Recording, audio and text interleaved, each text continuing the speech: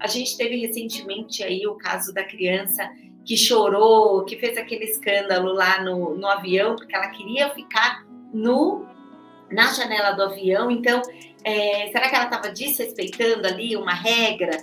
Né? Então, essa questão da indisciplina é algo que deixa as famílias muito desesperadas até, né, eu diria.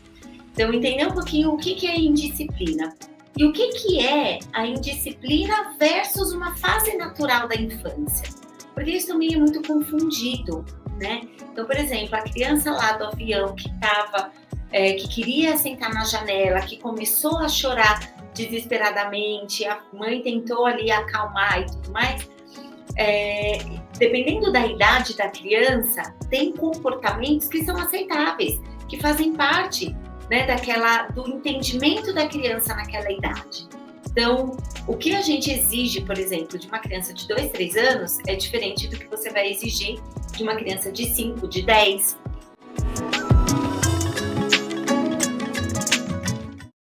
Olá pessoal, tudo bem com vocês? Aqui é Anselmo Santana, mais uma vez no nosso canal Por Dentro do Assunto. E o assunto de hoje é para os papais, para as mamães que têm crianças indisciplinadas e, por que não dizer, professores também, né? Mas nós estamos aqui com uma especialista no assunto, a Cristine Soares, né? E também eu estou sabendo, Camila, que você é escritora também, autora de livro, é isso? Pois é. Oi, gente, bom dia. Eu sou meio multitarefas, sabe? Eu falo que o meu propósito é a educação, né? Eu já fui para a área da educação, da pedagogia lá atrás, sempre pensando numa educação inovadora, entendendo o contexto histórico que nós estamos, né? O perfil de sociedade que a gente tem hoje, como a gente se comporta, como os nossos filhos se comportam.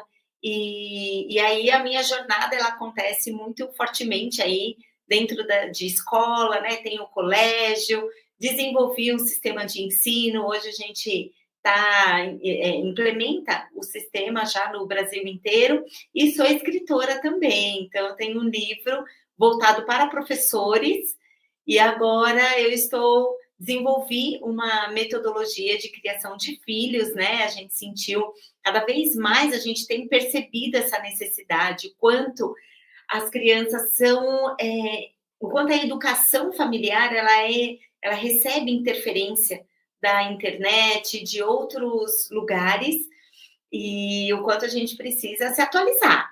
Então, agora a gente está nesse novo desafio, nesse novo projeto, ajudando as famílias a trabalharem em casa a questão da criação de filhos muito mais estruturado, né, de uma forma mais intencional. Cristine, quais são os principais fatores que levam a criança, por exemplo, a apresentar comportamentos indisciplinares? Vamos pensar um pouquinho primeiro, o que é a indisciplina?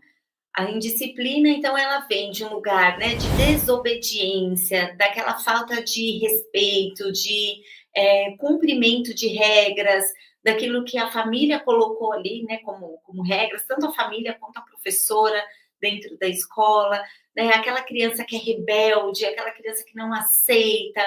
Então, isso tudo deixa a mãe, deixa o pai ali, além de constrangido, muitas vezes, né? Eu ainda comentei lá no meu perfil, eu falei, gente, agora acabou o Natal, e aí, como é que foi esse período de festas, né? O período agora do Natal, com os priminhos em casa, ele briga com o primo e faz aquilo que não deve.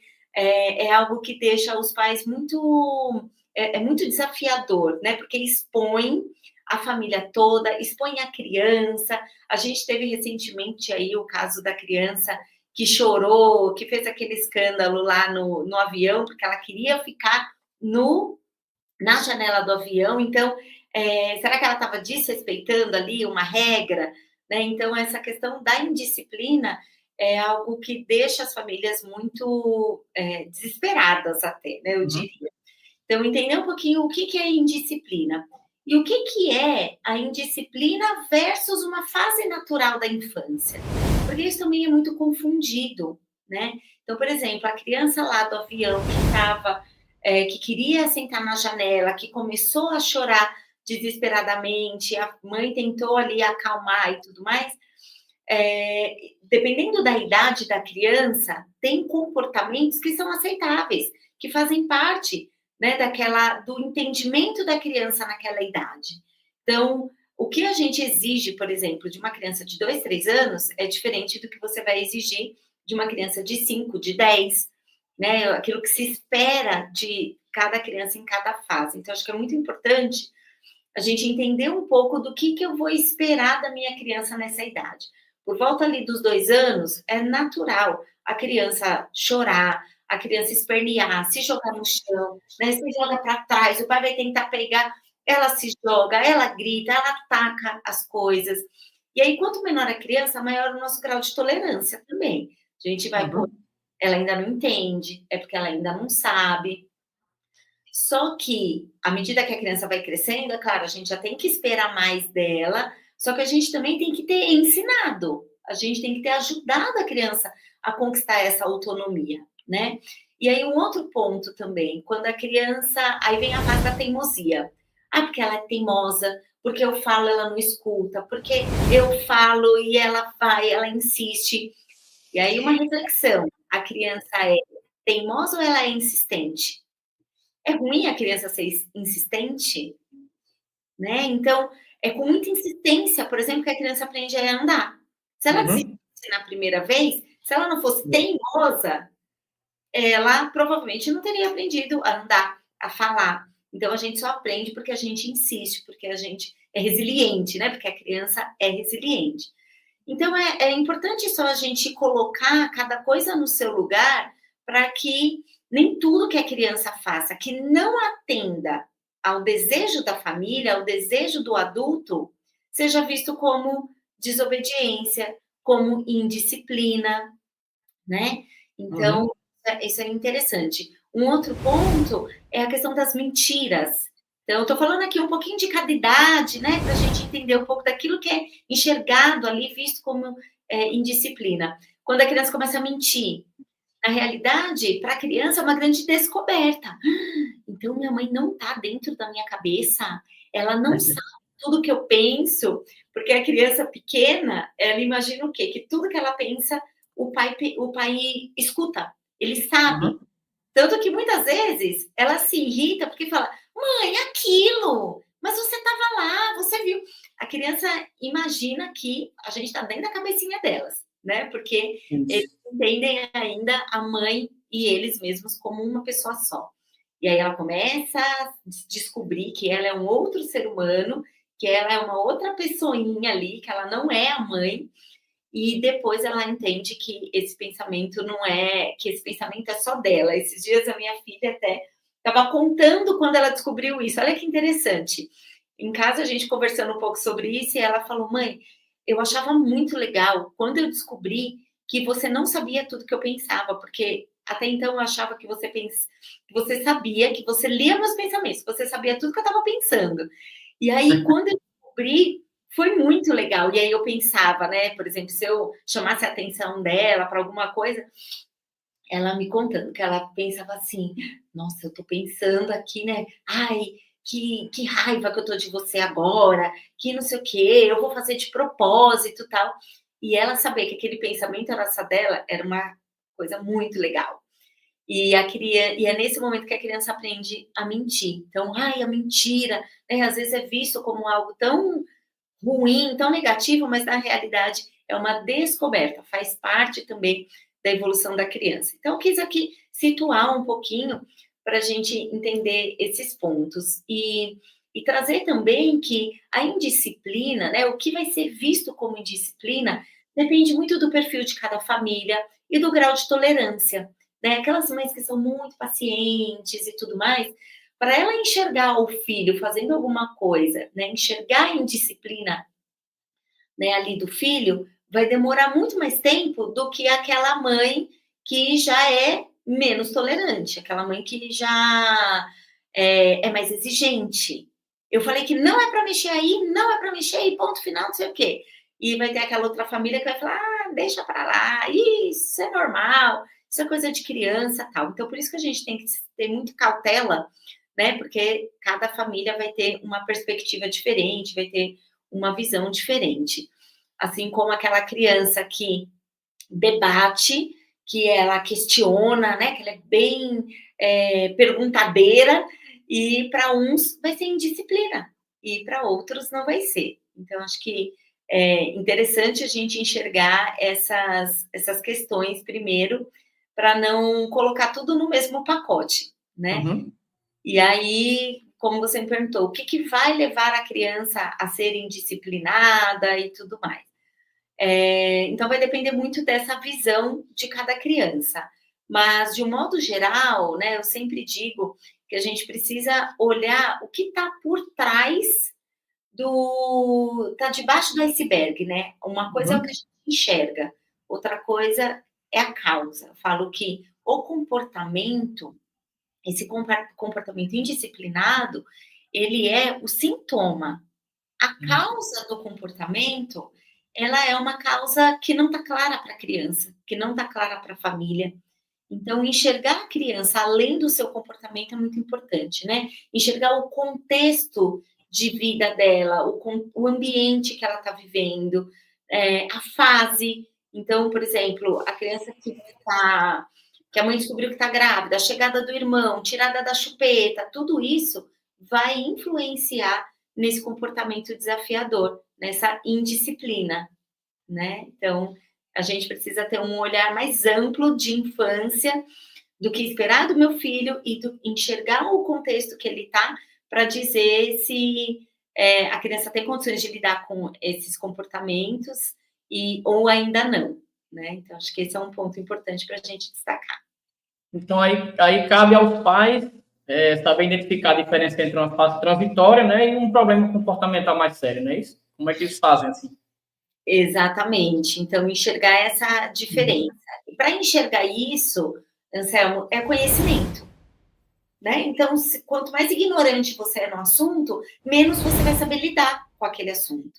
Então, Esse para mim, conhecimento eu aproveito já para indicar o livro, né? exato. Então, aí tem o livro, agora em janeiro a gente vai lançar o método Criar. Eu vou contar aqui um pouquinho para vocês sobre o método Criar também, que justamente passa pela conscientização, né? Para que você tenha conhecimento e que você eduque com consciência. Uhum. Então, como eu disse, o comportamento é só essa ponta do iceberg, mas o que está por trás disso, a irritabilidade da criança, às vezes a falta de sono, essa criança que não dorme bem, ela não vai se comportar bem, ela está nervosa, ela está cansada, ela está irritada, ela vai fazer birra, ela vai. O gatilho para ela ter um comportamento indisciplinado, difícil, desafiador, vai estar muito mais latente, porque ela não está bem com ela mesma, o corpinho dela está respondendo, né? Não vai responder bem. Sabe o que às vezes eu pego, Anselmo? Saudade. Às vezes eu tenho um aluno, né? Porque eu tenho lá o colégio, eu sou diretora do colégio, faço orientação de família já há mais de 20 anos. Então, às vezes aquela criança começou a ter um comportamento negativo. Quando a gente chama as famílias para conversar, quando chama a mãe para conversar, ai, não mudou nada, não mudou nada. Não, só o pai dele que está fazendo uma viagem, faz 20 dias já que está fora de casa. É porque eu estou trabalhando demais, você sabe, né? Final de ano é muito corrido, eu trabalho com vendas, trabalho no comércio, então eu estou trabalhando até mais tarde, estou chegando em casa 1 hora da manhã, não vejo ele mais à noite, não vejo ele a hora que sai, a hora que eu chego ele está dormindo, a hora que eu saio ele continua dormindo, quer dizer, a criança está sentindo saudade, como ela vai manifestar isso? Às vezes agredindo o coleguinha, às vezes tendo um comportamento indisciplinado, até para chamar atenção. Então, Uhum. a criança, ela é o sintoma, o comportamento da criança é o sintoma do contexto familiar. Acho que esse é o primeiro ponto que a gente precisa observar, né? Então, entender, através do conhecimento, entender. Isso é uma fase da criança e eu preciso ser mais compreensível, eu preciso ajudá-la a superar essa fase. Houve alguma mudança, então eu olho para a criança em si, depois eu olho para o ambiente onde a criança está, né? Como que tá? Eu tô muito agressiva?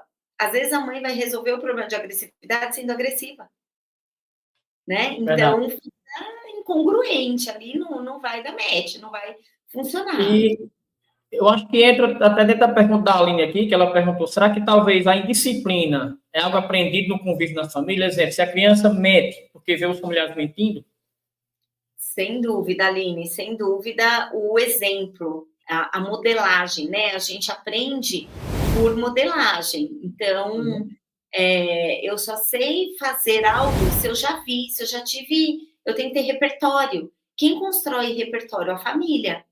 Então, se a criança está num ambiente que ele é hostil, que as pessoas não se respeitam entre elas, que elas gritam, que elas resolvem tudo no grito, que a criança ela está naquele ambiente irritadiço o tempo todo, o comportamento dela vai ser esse. Você não vai ter uma criança calma, uma criança que compreende, né, que é afetuosa, por exemplo, se ela não recebe um abraço, se ela não Isso. recebe esse afeto, né? Então, com certeza, o comportamento dos pais, a forma como a família conduz, ela vai reforçar, sim, essa indisciplina. A criança vai se sentir muito mais. Ela entra naquele estágio, né? Ela tem aquela neurocepção de insegurança, aquela percepção, aquela. Né, eu estou sentindo aqui o ambiente muito hostil, eu acho que eu posso apanhar a qualquer momento.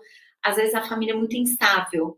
A criança faz uma coisa Uhum. desse tamaninho, a briga é gigante, a bronca é enorme, a criança apanha, então, a criança que apanha, ela vai se sentir mais insegura.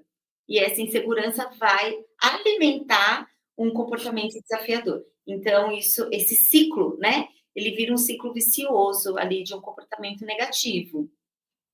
Então, precisa entender essa falta de afeto, né? Como eu disse, então a criança Uhum. que está recebendo afeto, que não tem referência de afeto, ela também não vai dar. Né? A gente só dá aquilo que a gente tem, que a gente recebe. Então, os pais que gritam, que são agressivos com os filhos, eles vão começar a ser agressivos também. E aí é aquilo que vai chegar lá na escola, de repente, que mais para frente, uma criança mais velha vai praticar bullying.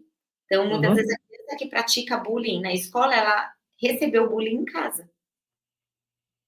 Então, Verdade. é algo que. Por isso que a educação ela precisa ser muito intencional, né? A gente precisa saber causa e efeito. A gente Uhum. precisa ter consciência do que a cada ação que eu tenho, daquilo que eu estou proporcionando dentro de casa, trazendo de referência para o meu filho, o que, que vai causar a curto, médio e longo prazo. Agora, Cristine, quais estratégias funcionam melhor para ajudar a criança a entender, a respeitar os limites? Fala de limite, né? Uhum. Eu penso muito novamente, assim como a consciência da família, da mãe, é a consciência da criança. Então, dependendo da idade da criança ali, você já explicar, de repente, o porquê que ela não pode fazer aquilo, né? Mostrar, olha só, aqui você pode cair, aqui você vai machucar, fazer com que a criança ela comece a entender que toda ação vai ter uma reação. Então, isso é importante, né? Ela entender que aquele limite ele foi colocado porque existe uma intenção, existe um porquê. Trazer essa consciência para a criança do motivo daquela regra que você está colocando. Isso vai ajudar muito, porque a criança se sente pertencente, né?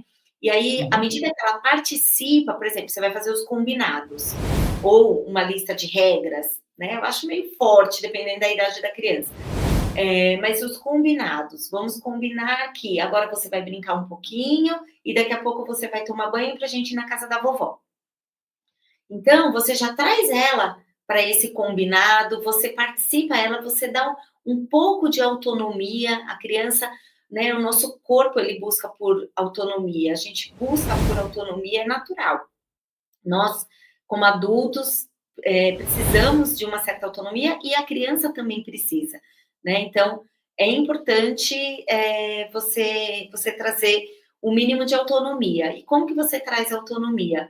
Com situações simples, dando aquilo que a criança pode escolher, deixa ela escolher. Filho, agora você quer, sei lá, comer um Danone, comer um iogurte ou uma fruta? Né? Você quer a banana, você quer a maçã? Você quer colocar essa ou essa bermuda? Então, aquilo que é possível, sabe? é uma autonomia mediada, né? A mãe vai fazer essa mediação, os pais vão fazer essa mediação. Isso ajuda a criança, à medida que ela tem autonomia, ela tem escolha, ela se sente mais confortável, mais confiante. Isso vai trazendo uma autoestima para a criança e vai ajudar na questão dos limites. Explicar o porquê, trazer essa consciência, né? Fazer a criança participar desses combinados. Então, vamos organizar aqui a nossa rotina. O que a gente tem para fazer hoje? A gente tem isso, isso e isso. Isso daqui, esses pontos aqui não mudam. A gente precisa ir almoçar na casa da vovó. Tá posto, né? Essa já é uma regra. Essa já é algo que a gente não vai poder escolher. Agora, você pode escolher se essa meia horinha aqui, se antes da casa da vovó, antes de você ir tomar banho, se você quer brincar ou se você quer assistir TV. Aí, nisso, você vai negociando, você vai dando um grau de liberdade para a criança, que ela se sente parte do processo, e à medida que ela se sente respeitada, ela vai te respeitar. É recíproco, né? Então, a mesma coisa. A criança que recebe afeto, ela vai conseguir dar afeto. A criança que recebe respeito, ela vai aprender a dar respeito, porque ela vai construindo esse repertório, ela vai entendendo que é assim que as coisas funcionam, que é assim que a gente convive dentro de casa, na base do respeito, não na base do castigo, da palmada, né? O castigo pelo castigo. Que foi o que o Joaquim perguntou aqui. O castigo resolve, por exemplo, tirar o celular? Exato, né? Então, vou tirar o celular. Eu entendo o seguinte: o celular ele tem que ser tirado por algo que foi descumprido de uma regra relacionada ao celular. Tirar o celular porque você não quer pôr a bermuda que eu estou falando que é para você colocar, não tem relação. A criança não, ela fica confusa, né? Isso gera mais insegurança, o que vai gerar mais indisciplina. Então, as coisas precisam fazer sentido para a criança, assim como precisa fazer para a gente também. Então, por exemplo, a mamãe falou que você ia usar 20 minutos do celular. Vamos colocar o time aqui? Vamos falar para a Alexa despertar daqui 20 minutos para você saber que é a hora de desligar o celular? Né? Ou então, terminando esse joguinho, passando essa fase, você vai entregar o celular para a mamãe para você brincar de outra coisa, porque já foi o seu tempo. Então, a criança precisa de previsibilidade. Se eu coloco esse tempo do celular, por exemplo, se ela já sabe que ela vai ter aquele tempo, e aí se ela descumprir, aí ela ficar sem o celular, porque ela descumpriu o tempo do celular. Então, da próxima vez, ao invés dela usar 20 minutos, ela só vai usar 10, ou ela não vai usar mais hoje, porque ela descumpriu o combinado, aí legal, aí faz relação, né? Aí não é necessariamente um castigo, é uma consequência. Era para você usar 20 minutos, você usou 30, então a próxima vez que você teria mais 20 minutos para usar, você só vai ter 10, porque você já usou os seus 10, né? Então, mostrar para a criança que, assim, aquilo que foi combinado precisa ser cumprido. Se não for cumprido, vai ter uma consequência na próxima vez. Então, é só tomar cuidado, né? Quando a gente falar de castigo, é algo muito forte, é algo muito... O castigo parece que é algo de uma autoridade, né? De um autoritarismo muito forte. Que a criança não teve escolha, é algo agressivo. A gente não precisa ser agressivo. A gente precisa mostrar para a criança que, olha, por conta disso, aconteceu aquilo. Quando você quando você respeitar as regras, você também vai ter todos os seus direitos respeitados, né? A gente tem direitos e deveres, dentro e fora de casa.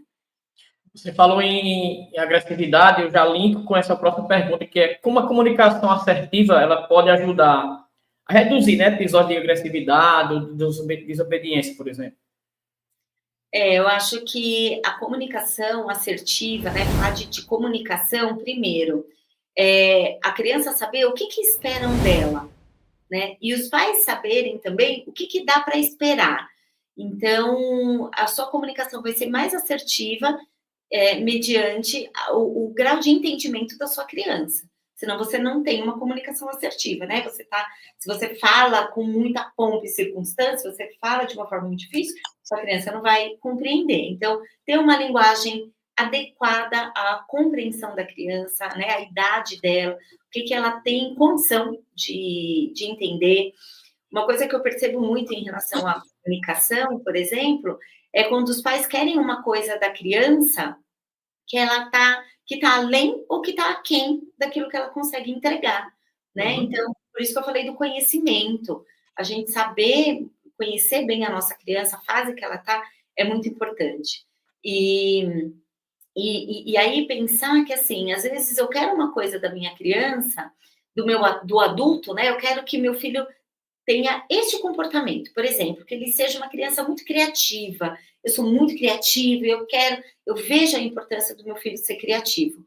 Só que eu não dou nenhuma oportunidade dele criar. Ele só tem que obedecer, ele só tem que obedecer aquelas regras, né? Ele vive num ambiente que é muito, que poda o tempo todo a criatividade. Eu não vou ter uma criança criativa, né? Porque se tudo que ela faz, ela leva bronca. Se ela não pode criar nada, se ela não pode inovar, se ela não pode, né, brincar ali com os brinquedos, fazer, por exemplo, eu não gosto que mexa na casa, eu sou uma mãe super organizada. Organização, para mim, é algo muito importante. Eu já peguei nisso aqui em casa. É isso, né? E aí, não pode fazer cabana, essa bagunça, olha a zona que você fez aqui. Esse menino não me obedece porque ele pegou lençol para fazer cabana. Lá quero cabana no meio da sala, daqui a pouco eu vou receber visita e vai ter. Enfim, né? Então, claro, vai ter momentos e momentos, mas dá aquilo que você quer desenvolver, né? Por isso que tem que ser intencional. Se é isso que eu quero no meu filho, eu preciso desenvolver isso nele, eu preciso dar condições dele desenvolver. Então, esse combinado, né, essa assertividade nesse combinado, nessa comunicação, ela precisa ser muito precisa, né? Ela tem que ser muito intencional, de fato, senão você tem essa falta de coerência, deixa a criança completamente perdida naquilo que ela pode, naquilo que ela não pode. Então, a gente saber, a criança também saber o que se espera dela. Então, novamente, vem a questão da rotina, dos combinados, de uma rotina que deixa a criança, né, traz um certo grau de previsibilidade, e a criança vai se sentir mais confortável, mais confiante, ela sabe o que vai acontecer daqui a pouco, ela sabe quanto tempo que ela vai poder brincar, do que ela vai poder brincar, aquilo que tem que ser muito, muito transparente com a criança para que ela possa também atender a expectativa dela e a sua. Né? Então, Olha só quantas dicas bacanas, né, aqui que a Cristina está nos dando. Se você não é inscrito no canal, aproveite e já se inscreve. Se está nos assistindo nesse momento, compartilhe logo nossa live, né, para que as pessoas, as famílias possam também ganhar esse conhecimento, né? Quais são as principais armadilhas, né, que os pais devem evitar ao tentar corrigir comportamentos indisciplinados?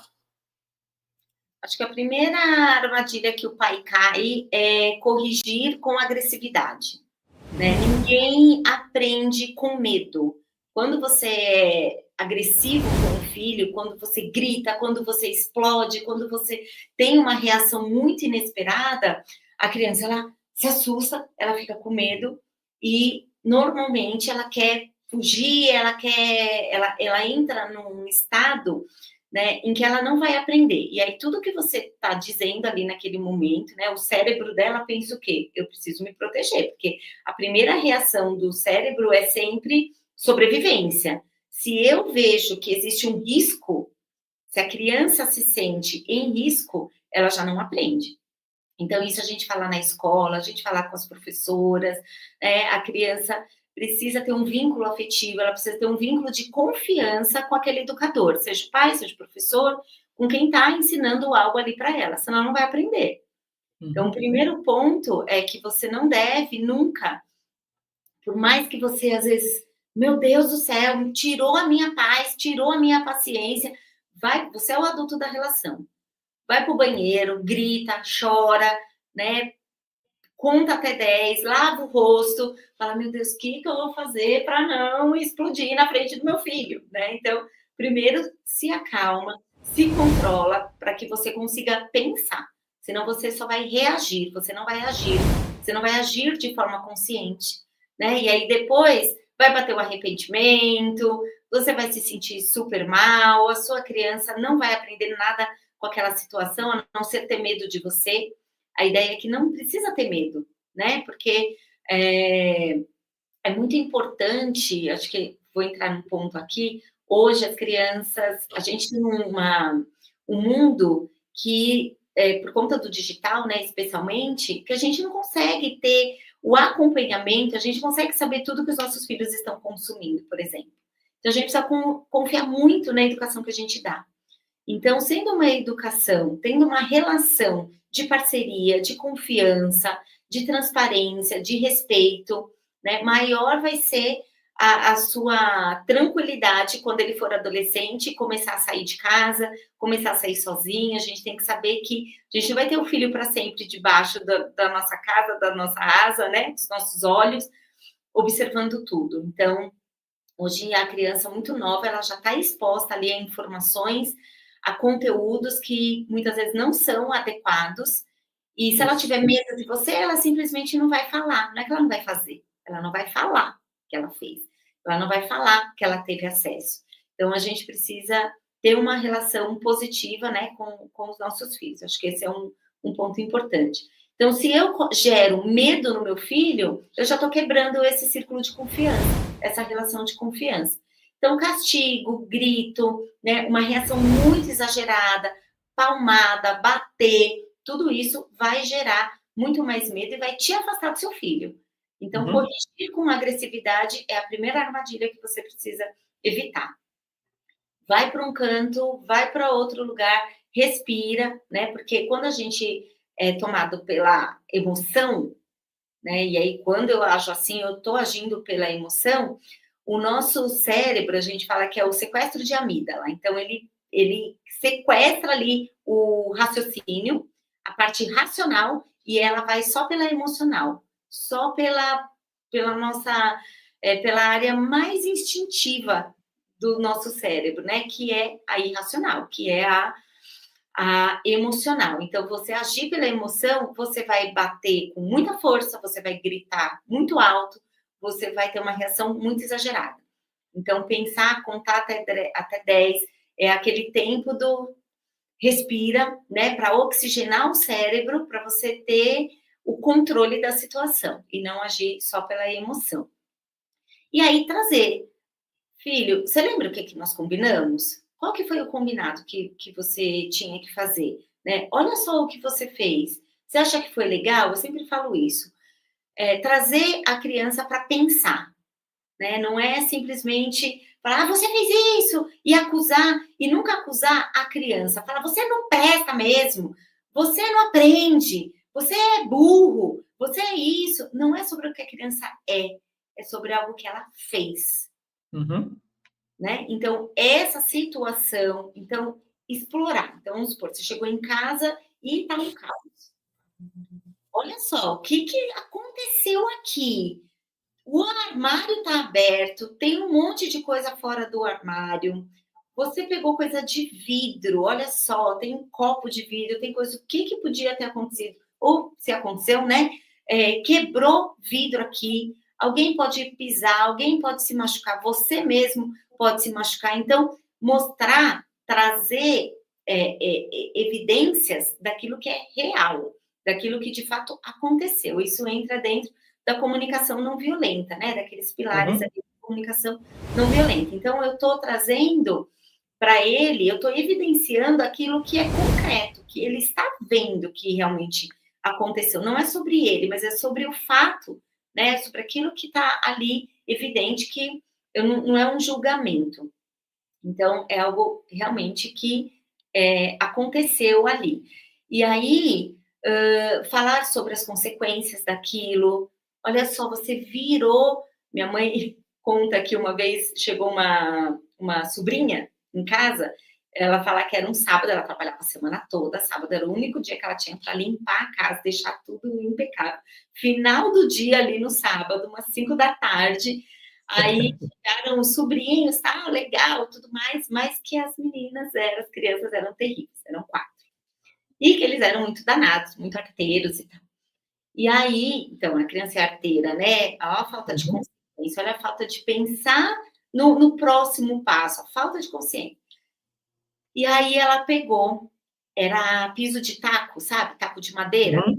que tinha aquela frestinha, inclusive, Sei. só para piorar a situação, né? Sei. E aí ela tinha pego óleo e jogado no piso todo, besuntado ali o piso e depois jogou talco. Imagina, que delícia, que É. fácil de limpar, que fácil de tirar, né? Aham. E aí, claro, você precisa ter muita inteligência emocional ali para lidar com aquela situação, porque é claro que vai pegar muito, mas a criança ter claro, isso não é coisa para criança, onde a criança pode mexer, onde ela não pode, né? Então tem coisas que são inegociáveis, por exemplo, criança beber bebida alcoólica é inegociável. Por que Isso. pegar no óleo pode? Não Uhum. pode, também é inegociável, né?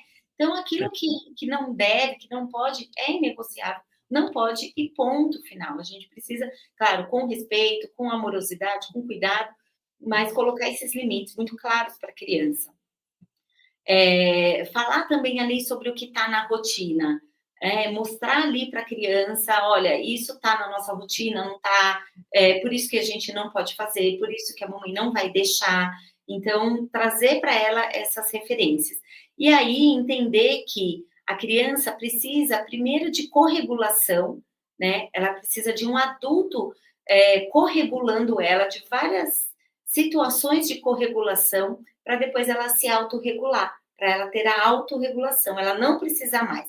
Então, às vezes, ela precisa ainda dessa ajuda do adulto, por exemplo, para ela, no momento que, vamos supor, ela está fazendo uma birra, que ela está gritando, que ela está naquela situação emocional muito, naquele caos emocional, a mãe conseguir acalmá-la primeiro, não adianta querer dar lição de moral, não adianta querer brigar, dar bronca pela bronca, precisa acalmar, assim como a gente precisa muitas vezes acalmar, para conseguir agir, a gente precisa acalmar a criança para depois conseguir agir com mais assertividade, senão acaba sendo castigo pelo castigo, a bronca pela bronca, e você só está afastando a criança de você, né? Então, essas armadilhas que às vezes a gente cai.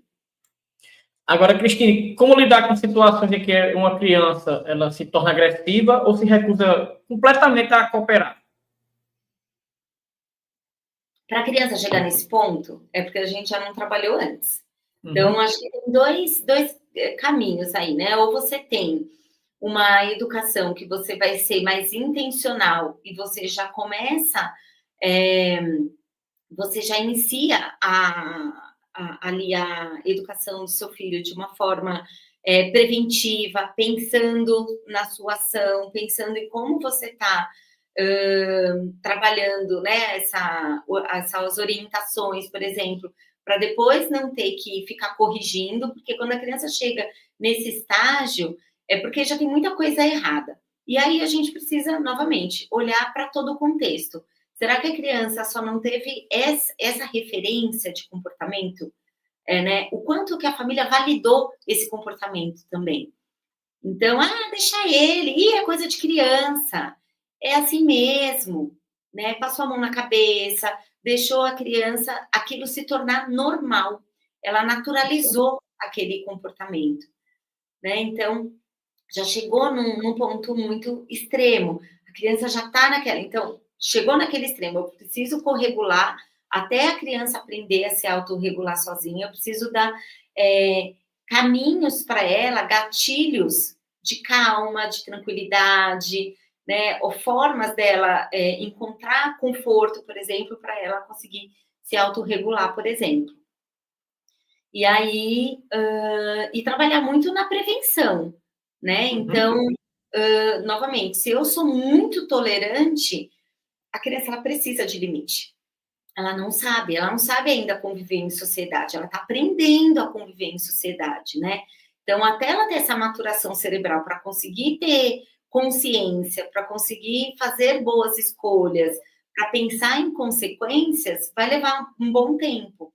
Então, o cérebro, ele só vai estar maduro na parte emocional ali por volta dos 25 anos, né? Que é a parte aqui de trás da nossa testa, que é o córtex pré-frontal, que vai fazer o controle inibitório da criança, pensa antes de agir. Por isso só pode aprender a dirigir com 18 anos. Só tira a carta lá com 18 anos, né? Por que não é com 12?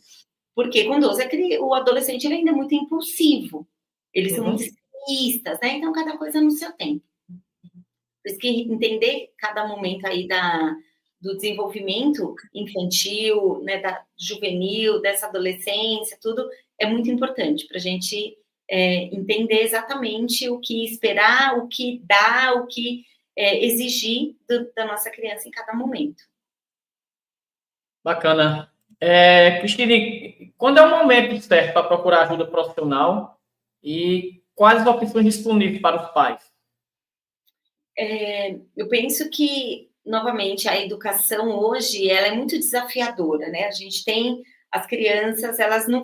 Eu brinco que antigamente a gente assistia a Chaves, não era? Pica-pau, era o que tinha. Meu pai até hoje assiste. Era só aquele estímulo que a gente tinha, era só... As nossas referências eram muito poucas, né? E hoje a criança, ela não nasce, ela estreia no Instagram, né? Ela já tem ali já está muito mais exposta ao mundo. Eles têm muito mais acesso à informação e tudo mais. Então, isso gera um desafio muito maior. Então, elas são muito mais estimuladas, né? E as maiores, principalmente, aquilo que eu falei, elas têm acesso a conteúdos que a gente muitas vezes não tem controle. Então, eu tenho 2 filhas adolescentes e às vezes elas falam, ai, mas porque o fulano de tal, eu não faço a mínima ideia de quem é o fulano de tal, né? Porque é o que elas estão acessando ali, eu não sei o que o fulano de tal fala. E os influenciadores, eles têm muita influência na educação dos filhos. E hoje é muito mais desafiador. Então, o momento certo de procurar ajuda, de procurar o momento que você descobre que você está grávida, você já tem, né? Que você vai ser pai, você já tem que começar a buscar informação para você ser mais assertivo possível, para você não ter que trabalhar na base da remediação, mas sim da prevenção. Então, eu já saber como que eu, hoje, com no mundo tão novo, né? Porque as coisas aconteceram, inteligência artificial, todas as mudanças sociais, né? Comportamentais. Eu falo, a forma como a gente pedia pizza há poucos anos atrás, você ligava na pizzaria, né? Você não tinha tudo na palma da sua mão. Então, socialmente, a gente tem uma evolução muito rápida, que mal dá tempo da gente assimilar uma novidade, já vem outra, né? Já vem algo novo ali. Então, a gente precisa se atualizar também na educação das crianças, saber que contexto é esse de mundo que a gente tem hoje, o que os nossos filhos têm acesso, como que o conhecimento, né, a ciência também contribuiu muito. Então, eu vou educar meu filho como meu pai me educou. Será que não mudou nada? Muito. De 30 anos atrás, né? Mas sempre foi assim. O mundo continua assim? Continua tudo igual? Para eu continuar fazendo as mesmas coisas? Olha a neurociência. O quanto os exames hoje são muito mais detalhados, o quanto eles conseguem perceber, identificar ali traumas, né? O quanto a nossa história de vida também não nos ensinou. Então, isso tem que ser servido para alguma coisa, né? A história contar alguma coisa para a gente, tem que ajudar a gente agora nesse novo momento. Então, eu acredito muito que o conhecimento, ele pode mudar completamente o jogo, né? Mudar completamente a forma como a gente educa. Então, é sempre buscar informação,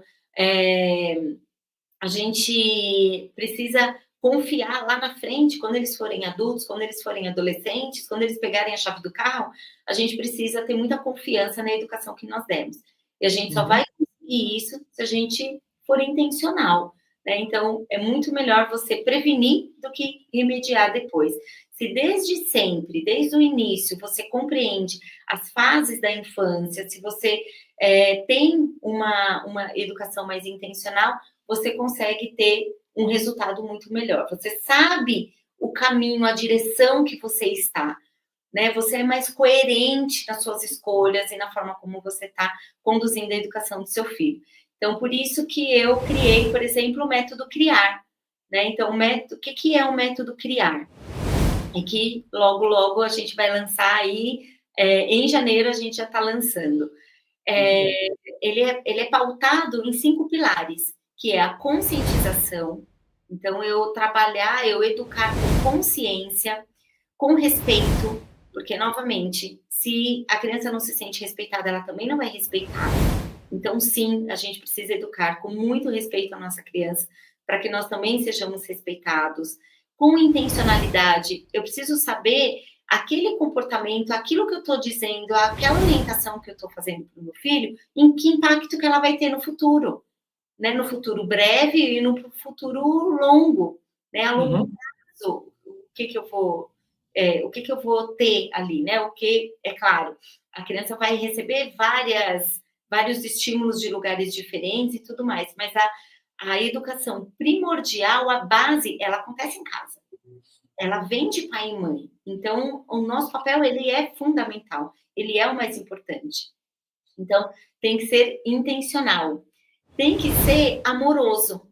Se eu não der amor, eu não vou receber. O meu filho não vai conseguir transmitir para outras pessoas, né? Então, a gente precisa educar com afeto, com amorosidade. E aí, eu vou ter a reciprocidade. Então, aquilo que eu estou dando, a forma como eu estou conduzindo a educação do meu filho, é o resultado que eu vou ter lá na frente, né? Vai fazer parte desse resultado, desse contexto todo de educação. Então, o método Criar, ele vem para apoiar as famílias nessa jornada tão desafiadora que é a educação dos filhos, né? As mães. Desculpa, então eu criei, a gente vai lançar aí também o curso Ser Mãe, que traz todos esses desafios, traz todos os conhecimentos que a mãe precisa ter para ela ter uma educação intencional, consciente, ela saber exatamente o que ela está fazendo, né? Por que ela está fazendo e o resultado que ela vai ter. Então, acho que esse é um ponto principal. Mas, quando o comportamento da criança começa a ser disfuncional, quer dizer, a criança está num grau de ansiedade, de nervosismo, né? Que eu não consigo mais lidar. Eu já olhei, eu já entendi qual é a fase da minha criança, quais são as características dela. Eu já olhei o ambiente, tá tudo ok. Quer dizer, é a mesma coisa. A criança está com febre, o que a gente vai fazer? Vai começar uma investigação, não vai? Vai começar a tentar entender, é um vírus, é uma bactéria, o que aconteceu? Será que vai resfriar? Aí você dá o remédio, vê se abaixa a febre, se não abaixa. Se está aumentando, pode ser algo. Aí você vai começar, vai fazer um exame de sangue, vai fazer. Então a gente vai começar a buscar o que está gerando a febre. A mesma coisa, eu tenho que buscar o que está gerando aquele comportamento. E aí, se eu já eliminei todos os fatores, sejam eles internos ou externos, ambientais, por exemplo, né, do ambiente que a criança está, do contexto que a criança está, aí chega o momento de eu realmente buscar uma ajuda profissional no sentido de diagnosticar um possível TOD, né, um transtorno, por exemplo. A gente tem o transtorno opositor desafiador, às vezes até um TDAH, né, o transtorno de déficit de atenção e hiperatividade, essa criança que é muito agitada, que não para, que ela não consegue se controlar, que ela se movimenta o tempo todo, ela recebe reclamação da escola, tem reclamação onde ela vai, nossa, não dou conta de ficar com esse menino porque ele não para um segundo, vai na casa da avó, tem reclamação, em casa ele tem reclamação, e aí, pronto, já está disfuncional, né, às vezes já está atrapalhando, inclusive, a aprendizagem dele. Aí é o momento da gente buscar uma psicopedagoga, vai depender do critério, né, do impacto, de quais são os impactos que isso está gerando. Se eu vou para um neuropediatra, por exemplo, né, então aí eu tenho que buscar especialistas para tentar enxergar ali se tem algo que esteja além, às vezes a criança vai precisar ser medicada, não é para o resto da vida, é por um período, é por uma fase, né? E aí iniciar o tratamento adequado. Inclusive, sábado teremos uma live sobre a questão de famílias que não aceitam, por exemplo, que as crianças são atípicas, não querem procurar um profissional. Você tem alguma dica sobre isso? Acho que a primeira reação da família é a negação. É muito difícil enfrentar a realidade, né? É muito difícil você receber um diagnóstico. Então, com medo do diagnóstico, elas fogem. Elas preferem, enquanto eu não sei, não me dói, né? Eu vou dando outras desculpas, eu vou dando outras justificativas para aquele comportamento, e isso me conforta. Então, é muito difícil. Eu entendo a família que, nesse primeiro momento, ela leva um tempo ainda para amadurecer, por isso que ela vai justificando, ela vai tentando buscar ali outras possibilidades para não ter nenhum diagnóstico, porque quando você recebe um diagnóstico de um autismo, por exemplo, é um processo de luto para essa família, né? Então, eu sou muito empática, eu tenho muita compreensão, assim, do porquê que a família tem essa resistência, e porque depois que ela tem o diagnóstico, ela passa por um processo muito difícil de desconstrução, né? O luto daquele filho, completamente, das expectativas que eu tinha para o meu filho, né? De trabalho, de autonomia, dele poder dirigir, dele poder se virar, de toda aquela construção que eu fiz, tudo aquilo que eu idealizei, né? Morre o filho idealizado, por isso que é um processo de luto, e nasce o filho real, né? Aquilo que... Então, é um processo que é doloroso, ele precisa de bastante acolhimento, essa família precisa de bastante acolhimento para ela conseguir lidar com toda essa questão. Agora, quanto antes a família sabe disso, quanto antes ela recebe o diagnóstico, melhor, né? Por quê? Porque ela vai começar o tratamento, ela vai fazer os estímulos mais adequados. Então, é claro, um transtorno, muitos diagnósticos, eles não vão mudar. A criança tem aquele diagnóstico e aquele diagnóstico ele vai acompanhar a criança para a vida toda. Mas os sintomas, talvez não. Né? A forma como a criança lida com aquele TDAH, o autismo dela, a criança, ela nunca vai deixar de ser autista, mas a gente pode sair de uma criança nível 3 de suporte, que ela precisa de muita coisa, para um nível 2 e depois para um nível 1.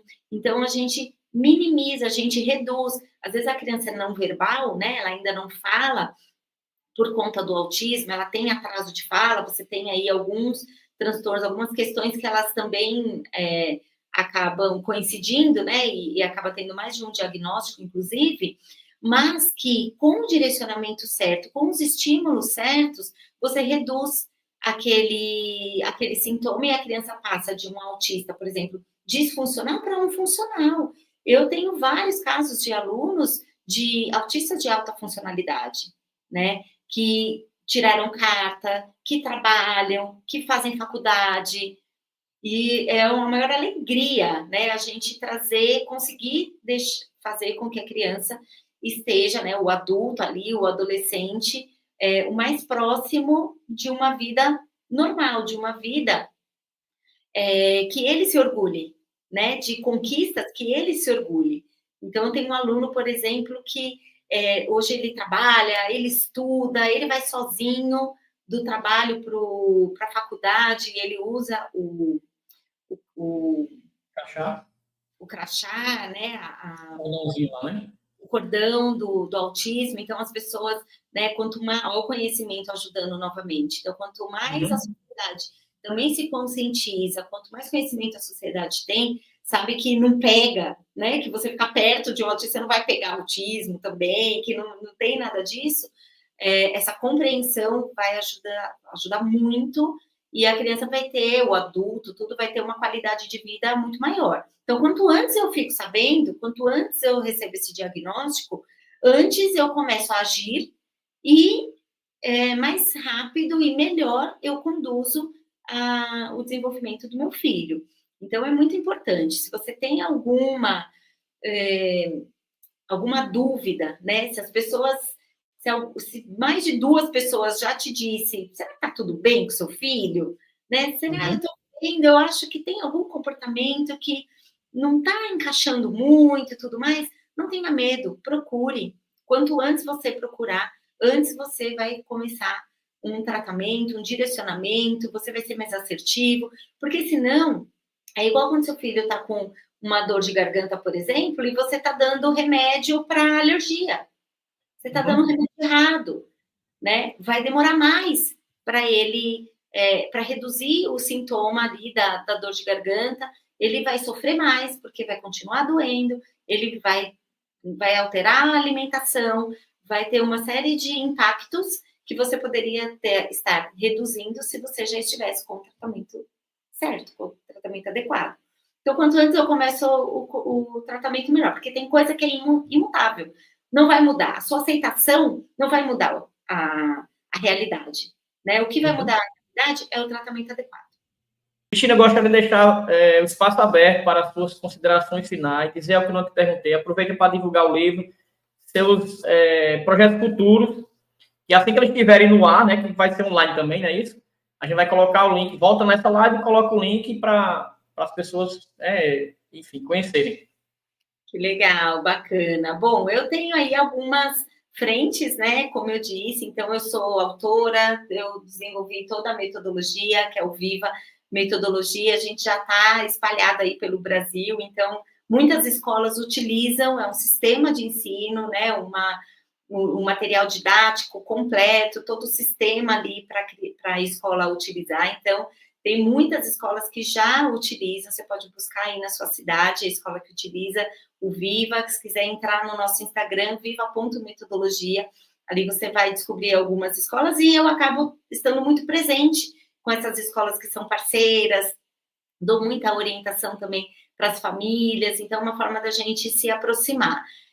Agora em janeiro, o meu livro, que é vendido aí em todas as plataformas e tudo, ele é muito voltado para educadores, né? Então, se chama Metodologias Ativas, uma nova experiência de aprendizagem. Então, o foco em metodologia ativa, novamente, pensando nessa criança que é mais ativa, que ela precisa ser colocada para pensar, não dá mais só para ficar reproduzindo, fazendo exercício de memorização, né? A gente está no mundo aí da inteligência artificial, então os professores eles precisam mudar essa chavinha, a gente precisa inovar, né, os estímulos também em sala de aula, a forma como a gente conduz o trabalho em sala de aula, tem muita oportunidade, então o livro ele vem com essa contribuição para gestores de escolas, para professores, ele hoje faz parte do projeto Professor Leitor, ele é uma referência para professores se atualizarem, então é muito bacana. E o meu perfil, né, o Cristine R. Soares, Cristine, não tem A, não é Cristiane, e aí você consegue ali ter vários insights, eu vou sempre publicando conteúdos sobre indisciplina também, sobre agressividade, sobre educação de filhos, e agora em janeiro a gente vai lançar o curso Ser Mãe, dentro do método Criar, né? Trazendo aí esses 5 pilares de uma educação realmente intencional, consciente, onde você vai ter muito menos desafios a partir do momento que você tem conhecimento, você consegue conduzir a educação de uma forma muito mais leve. Então, espero contribuir agora para as famílias também. Com certeza, uma live muito boa, contribuiu bastante, com certeza vem por aí, né, no seu Instagram, inclusive está passando aqui na tela, né, no Instagram, e irei deixar todos os links também disponíveis aqui na descrição do vídeo. Quero te agradecer pelo convite, né, pelo espaço, pela oportunidade de estar aqui hoje e dizer que é muito importante esse espaço, esse trabalho que você realiza, fiquei muito feliz ter recebido esse convite e por saber que tem, assim como eu, tem pessoas também que estão aqui de coração aberto, com de forma muito genuína, contribuindo com outras famílias, com outros educadores e deixando todo mundo aí por dentro do assunto. Obrigada a todos e um grande beijo. Obrigada, Anselmo. Tchau, tchau. É isso aí, pessoal. Vocês acabaram de assistir, né, a nossa live. Eles estão assistindo, na verdade, né, que eu estou aqui com vocês, mas acabaram de ver e de ouvir a Cristine Soares, né, falar sobre a indisciplina, né, a criança disciplinada, como lidar. Enfim, ela deu várias dicas importantes para você, família, para você, pai, você, mãe, você, professor, educador, enfim, quem trabalha com criança, sabe como é bem desafiador. E tenho certeza que depois dessa live você vai sair bem diferente do que você entrou. Se inscreva no canal, curta, comenta, deixe seu comentário aqui nesse vídeo e em outros vídeos. E até o próximo. Muito obrigado. Marcelo Santana, fique por dentro do assunto.